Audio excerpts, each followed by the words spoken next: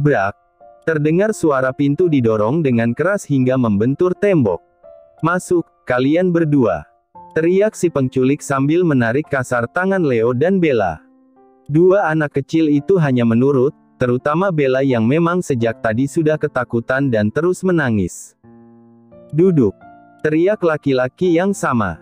"Tapi, Om, di sini kotor. Dan ada kecoa di sana. Tempat ini sangat menjijikan."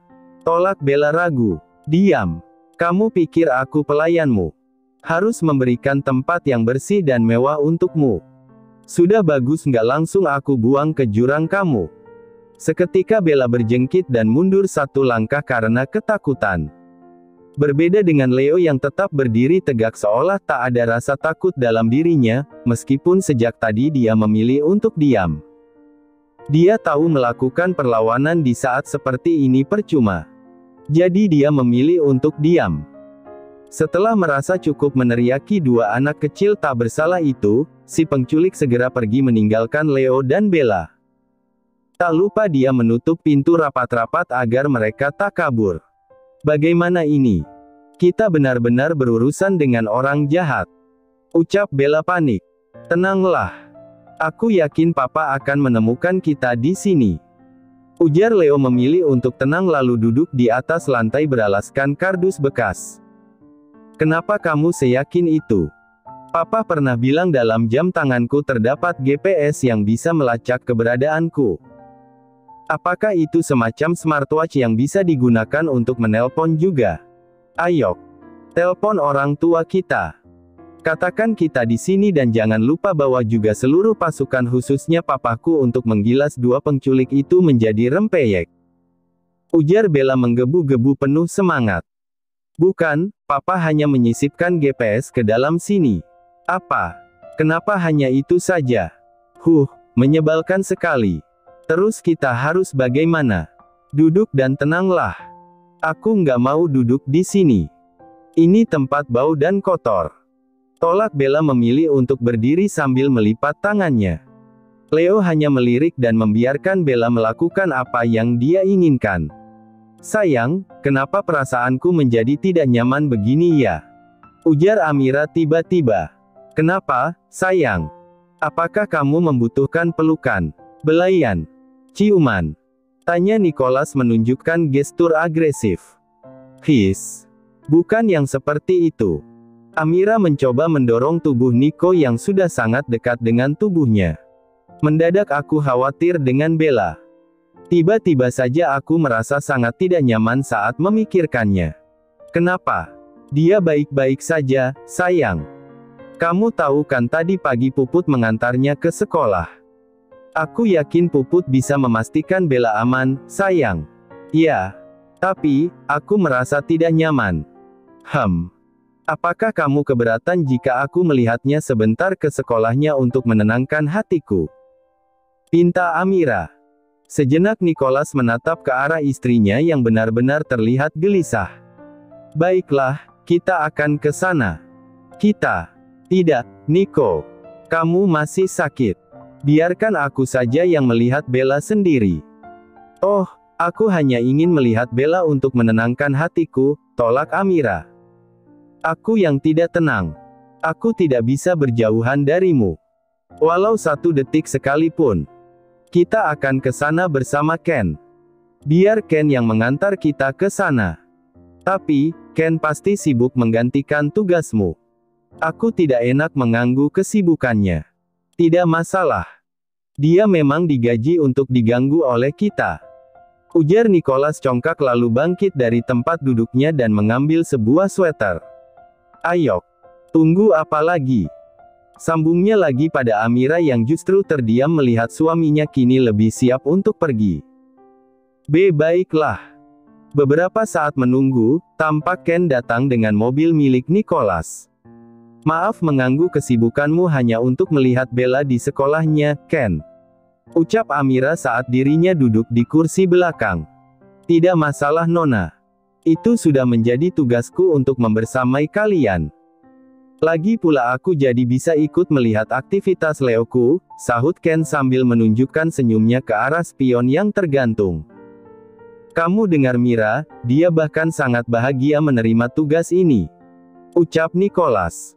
Ketiganya segera berkendara menuju ke sekolah Bella dan Leo. Sampai di sana, suasana tampak wajar. Sekolah terlihat sepi karena semua murid berada di dalam kelasnya untuk belajar. Sepertinya Bella dan Leo sedang di dalam kelas mereka, ucap Nicholas saat ketiganya berjalan memasuki area sekolah. Ya, seperti memang begitu. Tak lama kemudian, salah seorang staf pengajar menghampiri mereka. Ada yang bisa dibantu, Pak? Bu, tanya staf itu. Oh, saya ingin bertemu dengan Bella sebentar, ada hal yang ingin saya sampaikan pada anak saya. Apakah bisa? Pinta Amira. Oh, orang tua Bella. Sebentar saya akan panggil Bella di kelasnya, ucap staf itu lalu pergi meninggalkan Amira, Nicholas, dan Ken. Tak lama kemudian, staf yang sama kembali menghampiri. Maaf, Bu. Bella tidak ada di kelasnya. Guru kelasnya bilang, Bella sedang mendapat hukuman kedisiplinan. Hukuman kedisiplinan? Memangnya anak saya salah apa? Ujar Nicholas dengan nada tidak terima. Guru kelasnya bilang, Bella membuat kegaduhan di kantin jadi Bu Henny memberikan sedikit hukuman untuk mendisiplinkan Bella.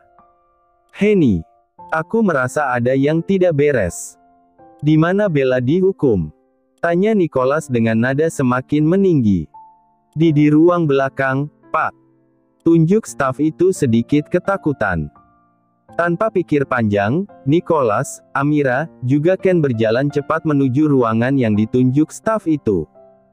Pintunya terkunci. Apakah kamu yakin Bella ada di dalam?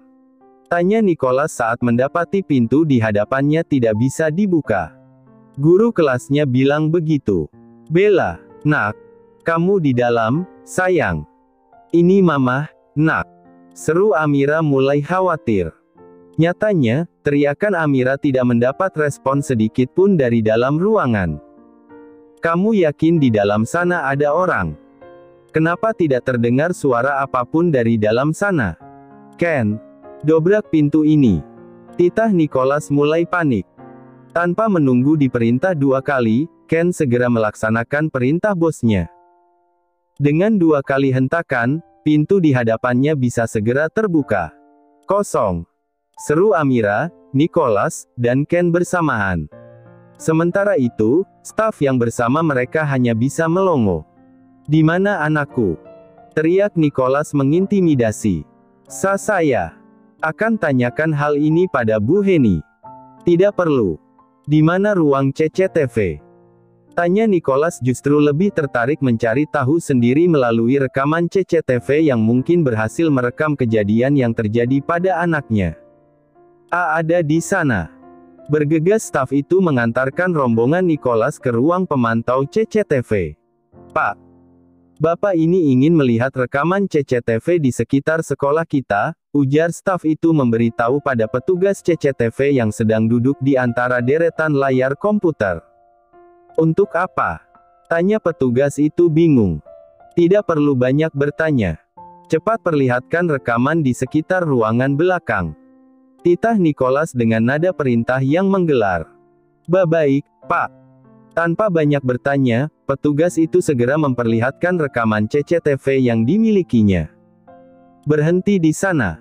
Bukankah itu Bella dan Leo? Mereka dibawa oleh Henny masuk ke dalam ruangan itu. Dan meninggalkan mereka begitu saja. Ujar Nicholas mengamati rekaman di hadapannya. Leo ikut dikurung juga. Ken terkejut menyadari anaknya ikut dihukum. Percepat rekamannya, Pak. Titah Nicholas penasaran dengan keberadaan anak-anaknya. Tunggu, siapa 2 laki-laki yang masuk ke dalam ruangan itu? Tanya Nicholas mengerutkan keningnya. Mereka bukan staf yang bekerja di sekolah ini, Pak. Mereka tidak memakai seragam kami, lapor petugas CCTV itu. Salah satu dari mereka membawa Bella. Dan yang lain mengurung Leo. Komentar Nicholas lagi. Amira semakin terlihat panik dan khawatir menyadari anaknya tidak baik-baik saja. Siapa mereka? Lihat, Leo berhasil melarikan diri dari jendela. Dan itu. Bukankah itu Henny? Kenapa dia terlihat acuh sekali dan membiarkan Leo berlari sendirian ke arah Bella? Sambung Ken mengamati gerakan anaknya. Tunjukkan CCTV dari sudut berbeda. Titah Nicholas. Petugas CCTV dengan cepat mencari CCTV terdekat dengan CCTV sebelumnya. Lihat, mereka memasukkan Bella ke dalam mobil. Ujar Amira kian panik. Dan lihat, Leo menyusul.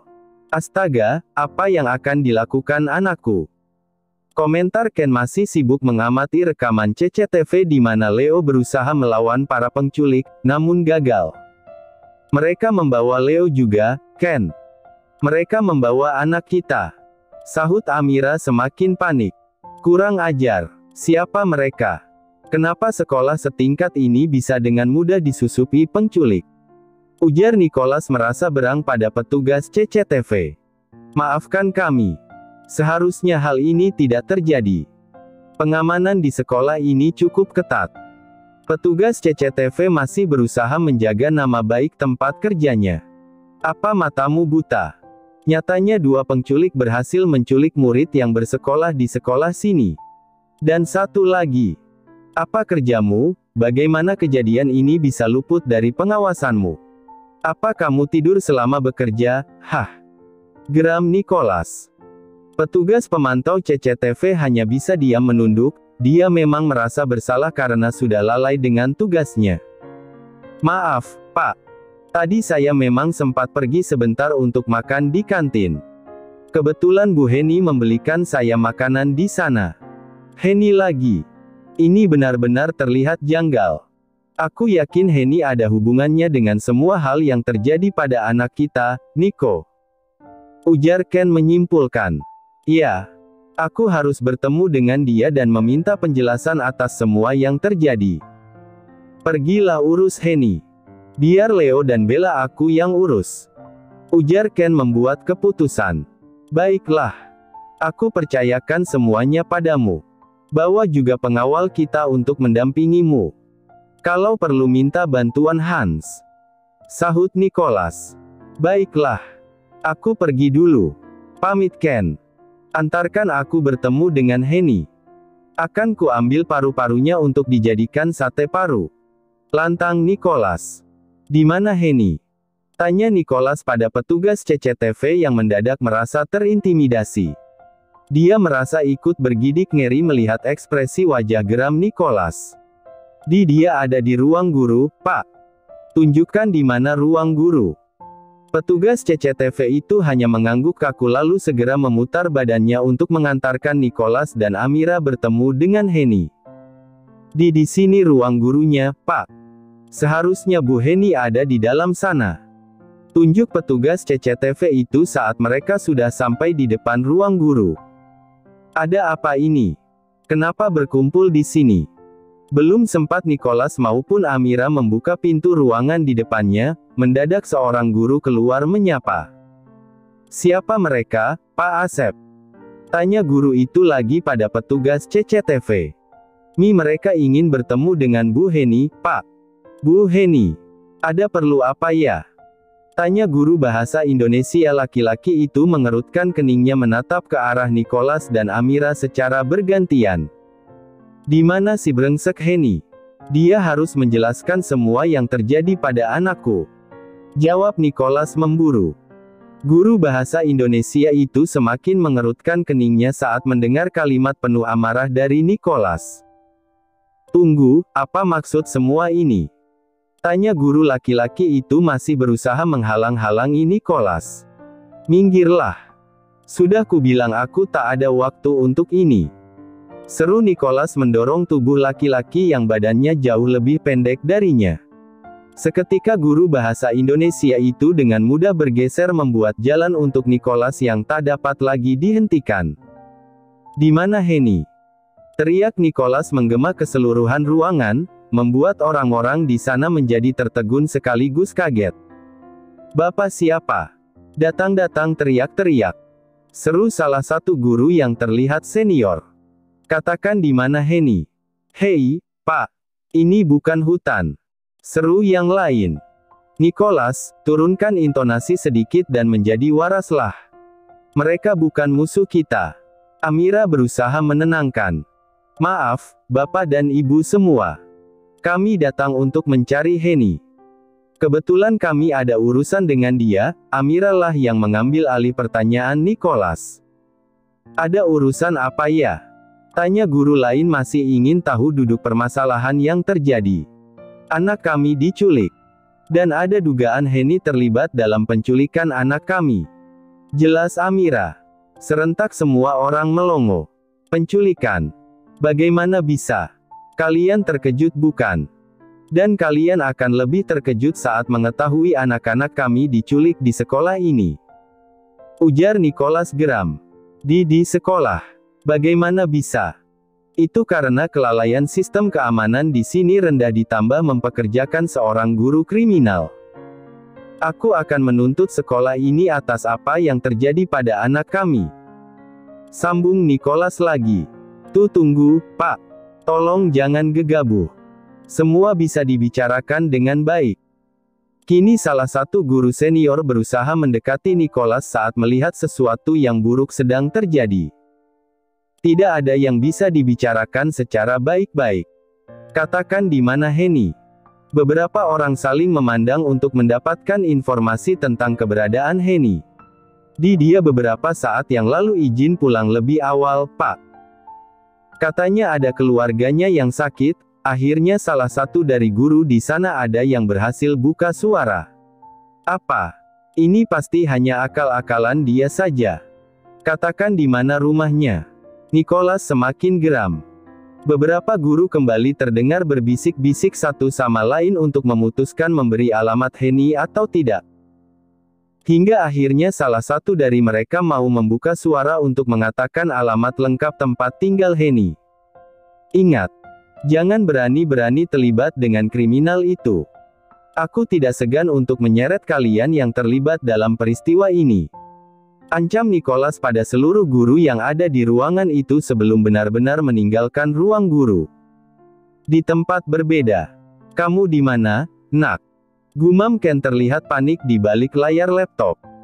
Dia kini sedang berusaha mencari keberadaan anaknya melalui bantuan sinyal GPS yang terpasang di jam tangan Leo. Apakah masih belum ketemu? Tanya Puput yang menyetir di sebelahnya. Beberapa saat yang lalu, Ken memang meminta bantuan beberapa anak buahnya untuk pencarian Leo dan Bella. Termasuk memberitahu Puput, istrinya sendiri. Bagaimanapun juga Puput bisa diandalkan dalam pencarian anaknya dan Bella. Aku masih berusaha. Ah, ketemu. Seru Ken girang. Di mana? Ikuti titik ini. Ucap Ken menunjukkan keberadaan Leo. Puput segera menginjak pedal gas membuat mobil yang dikendarainya melaju lebih kencang diikuti oleh dua mobil di belakangnya yang berisi orang-orang terlatih milik Nicholas. Semoga Leo dan Bella baik-baik saja. Sebenarnya apa motif penculikan ini? Jika mereka ingin uang, kenapa mereka tidak muncul menghubungi kita untuk meminta tebusan? Tanya Puput menduga-duga. Entahlah. Yang jelas kita harus segera menemukan Leo dan Bella. Di tempat berbeda. Aku lapar. Ujar Bella yang sejak tadi memilih bersandar di dinding, sebab menolak untuk duduk di lantai yang dianggap kotor. Leo sejenak menoleh ke arah Bella yang terlihat lemas. Lalu tangannya merogoh ke kantong celananya dan mengeluarkan potongan coklat sisa miliknya. Makanlah ini. Bella menoleh ke arah Leo, dengan antusias dia mendekat untuk meraih coklat yang hanya tersisa 2 potong. Bella segera membukanya dan hendak memasukkan semuanya ke dalam mulutnya. Namun, mendadak hatinya terketuk untuk berbagi dengan Leo. Ini untukmu. Ujar Bella memotong coklat itu menjadi 2 keping. Keduanya memakan sisa coklat untuk mengobati rasa lapar yang menggerogoti perut mereka. Sampai kapan mereka akan mengurung kita di sini? Ujar Bella yang akhirnya mau duduk di sebelah Leo beralaskan kardus bekas. Entahlah. Aku bosan. Aku ingin pulang. Aku kangen Mama dan Papa. Gerutu Bella. Klek. Mendadak pintu terbuka, terlihat salah satu orang yang menculik mereka masuk ke dalam ruangan itu sambil membawa sebuah kantong plastik hitam. "Makanlah untuk kalian berdua. Ingat jangan berebut," ujar laki-laki itu lalu kembali pergi.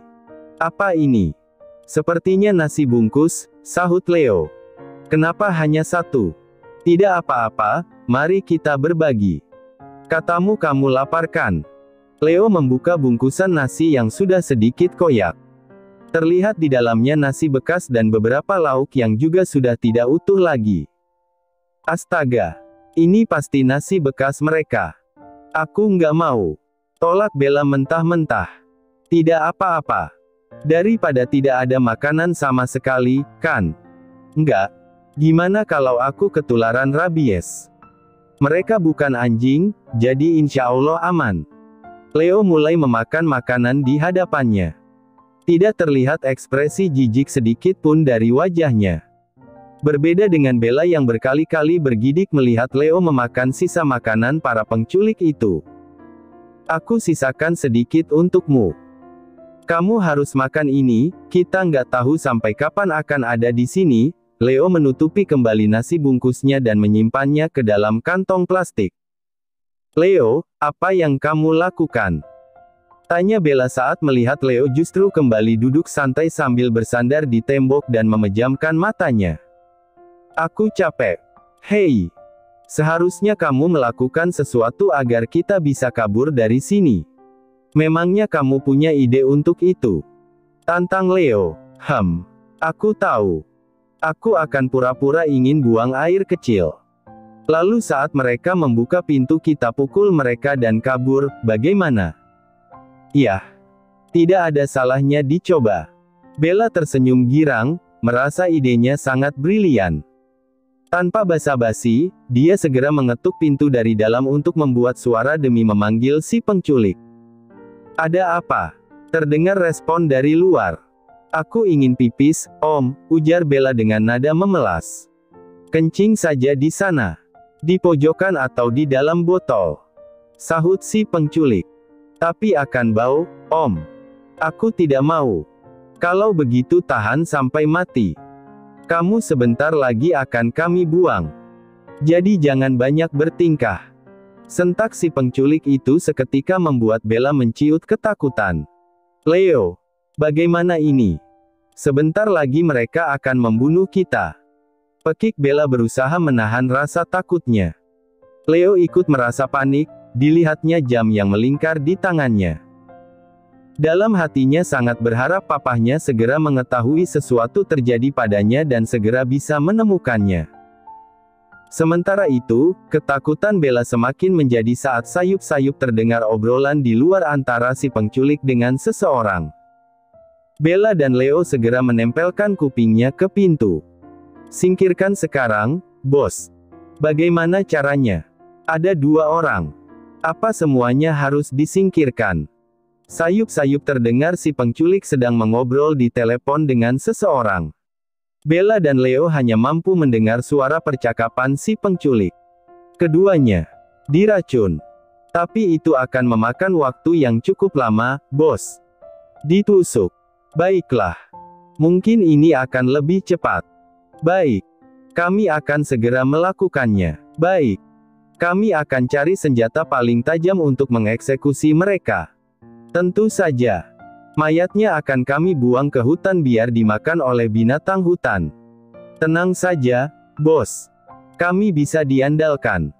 Serangkaian percakapan yang didengar Bella dan Leo seketika membuat keduanya merinding. "Bagaimana ini? Kita akan benar-benar dibunuh," ucap Bella dengan air mata yang sudah bercucuran.